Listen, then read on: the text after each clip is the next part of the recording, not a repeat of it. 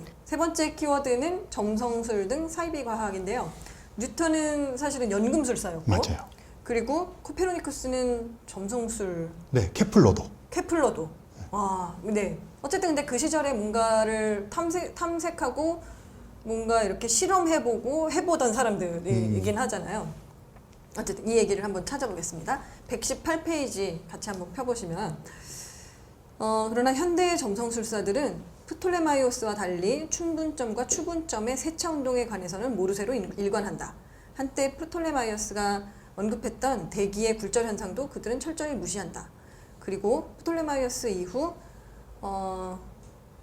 이후로 발견된 수많은 위성, 행성, 소행성, 해성, 퀘이사, 펄서, 폭발은하, 공생별, 격변 변광성, X선, 광원 이런 것들도 무시하고 거들떠보지 않는다. 천문학은 과학이고 우주를 있는 대로 그대로 보는 학문이다. 점성술은 사이비 과학으로 확고한 근거 없이 여러 행성이 인간의 삶을 지배한다고 주장한다. 프톨레마이오스의 시대에는 천문학과 점성술이 딱히 구별되지 않았다. 그러나 오늘날 둘은 확실하게 서로 갈라섰다. 저 이거 약간 칼세이건이 발음하는 거 보니까 프톨레마이오스가 이거 아니던데 발음이 아무튼. 아, 그렇죠. 그러니까 네. 이게 발음 얘기 나왔으니까 되게 네. 웃기는 게 네. 이게 그 별자리 이름 같은 것들도 네. 발음이 있고 또 우리가 용어 있잖아요. 네. 과학 용어들이나 어떤 원소 용어들 이런 발음 갖고 사실 과학계 내에서도 좀 논쟁이 있어요. 네. 근데 우리는 이제 프톨레마이오스 이렇게 쓰고 있는데 네. 뭐 톨레미 이렇게도 하기도 하고 여러 가지가 있잖아요. 네. 근데 이게 사실 그 원어에 가깝게 외래어 표기를 하자고 이제 우리나라는 그렇게 노선을 정했는데 네. 사실 지금 현대 그 지방에서 그렇게 쓴다고 한들 옛날에 그렇게 썼던 보장도 없고 그러네요. 또 이 사람이 거기서 태어났지만 저기서 살았으면 그럴 수도 있는 건데 그걸 이제 너무 그래가지고 네. 예를 들어서 그런 거죠. 플라톤은 무식하고 그렇게 발음하면 플라토라고 해야 된다. 영어에서 플레이토죠. 플레이토. 이러고 플라톤 틀렸다는데 유럽에서는 플라톤이 되게 많거든요. 나라. 그러니까 약간 우리가 이게 미국 중심의 또 학문 그런 게 있죠. 가다 보니까 그쪽에서 발음하는 것들을 맞네요. 이렇게 하는 그런 경향들이 있어서 네. 별자리 이름 가지고도 그런 논쟁들 되게 많아요. 세페우스냐 케페우스냐 이런 거 가지고 얘기하고. 네. 사실 이전에 이제 지금 요 보면은 연금술 때문에 이제 뭐 화학이나 이런 게 만들어졌고 점성술 때문에 또 천문학이 그 전에는 이제 구분이 안 됐었다가 지금은 이제 이게 구분이 되면서 이제 사이비 과학 혹은 뭐 비과학, 유사과학 무엇일까요? 어쨌든 이런 것들이 네. 구분이 되죠. 그러니까 이제 여기서 이제 용어를 보면 사이비 과학이라는 네. 게 있고 지금 네. 잠깐 말씀한 비과학. 네. 그러니까 비과학은 아직은 과학이 아닌 것을 비과학이에요.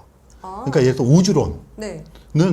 그 허블이라는 사람이 1929년에 팽창 우주를 네. 발견해서 관측적으로 발견한 거죠. 네. 그 이후에 우주론은 비과학에서 과학이 되었어요. 그러니까 그 전에는 철학이나 신학에서 원리를 탐구하던 학문이에요. 왜냐하면 우주론은 과학이라는 것은 네. 이론 체계를 만들고 어떤 가설을 세우고 그것을 관측적으로 증명해서 맞다 틀리다 만들어가는 게 과학적인 방식이잖아요. 네. 그럼 우주론이 과학의 영역에 넘어온 거는 1929년이 기점이고 더 올라가면 1917년, 16년 무렵에 아인슈타인이 자기의 장방정식 우주에서 적용을 해요. 그때부터 과학이 된 거고. 그러니까 그러면 이제 우주론은 1900년대 초반까지는 네. 비과학의 영역이었지만 이제 과학이 된 거죠. 어, 그럼 지금 예를 들어서 예를 들면 뭐 촉근 이론 네. 이런 거는 수학의 영역이라고 얘기하는 게 아. 과학적인 그런 관측적인 방법론이 네. 없기 때문에 수학 이렇게 얘기하는 게 비과학이에요. 네. 그 사이비 과학은 뭐냐면 네. 예를 들어서 지금 점성술 같은 것들은 사이비 과학이거든요. 네. 그리고 그런데 왜 그러냐면 이게 이제 옛날에는 점성술이라는 것들은 그 관측해 놓은 그 당시의 데이터를 가지고 뭔가를 예측해 보려고 하는 행위였잖아요. 네. 별의 운행이라든가 이런 거를. 네.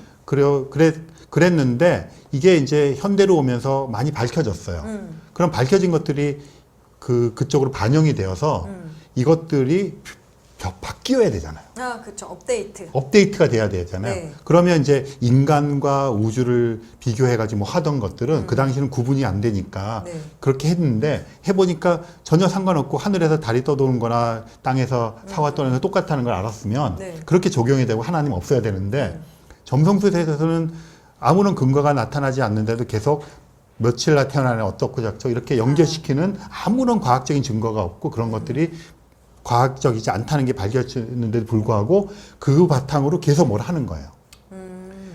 그런데 과학은 자기 자신을 버리면서 네. 새롭게 계속 바꿔온 거잖아요. 네. 그러니까 이런 걸 사이비 과학이라고 얘기해요.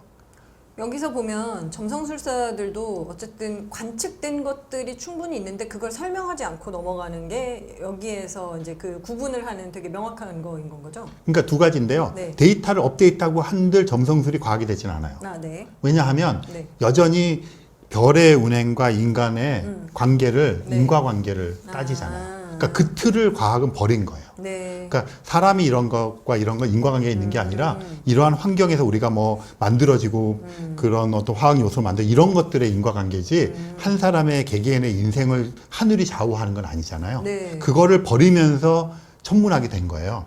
근데 점성술은 그것을 버리지 않았기 때문에 사이비 과학인 것이고요. 네. 그러면 이제 이런 경우가 있을 수 있죠. 여기에 지금 보면 뭐 그 다음에 발견된 해성 퀘이사를 넣지 않았다는데 지금은 넣기도 해요. 많이 넣어요. 반영해가지고 현대적인 점성술을 떠드는데 그래봤자 네. 틀이 잘못된 것을 틀을 안 버리는 거죠. 그러니까 정말 제가 안타까웠던 경험이 있는데 네. 대학원 때인데 할아버지 한 분이 보따리에다가 이만큼 종이에다 계산한 걸 갖고 오셨어요. 네. 이분은 토성까지밖에 몰라요.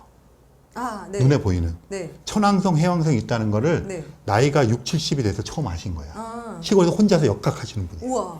너무나 충격을 받고 기뻐서 네. 그거를 넣어서 계산을 하신 거예요. 궤도 계산을. 네. 그래가지고 다시 이걸 맞춘 거예요. 어. 그리고 너무나 흥분해서 천문학과 교수님 찾아오시는데 교수님이 저한테 떠넘긴 거죠. 네. 딱 보니까 이거는 우리는 그냥 프로그램의 한 줄이면 해결하는 걸 이분은 평생을 걸어서 하고 너무나 기쁘고 네. 그래서 그거로 점성술을 하시려는 거예요. 아. 너무 안타깝잖아요. 아. 그러니까 그런 거예요. 네. 사이비 과학이라는 것의 네. 종말은. 그렇구나. 네. 그렇습니다.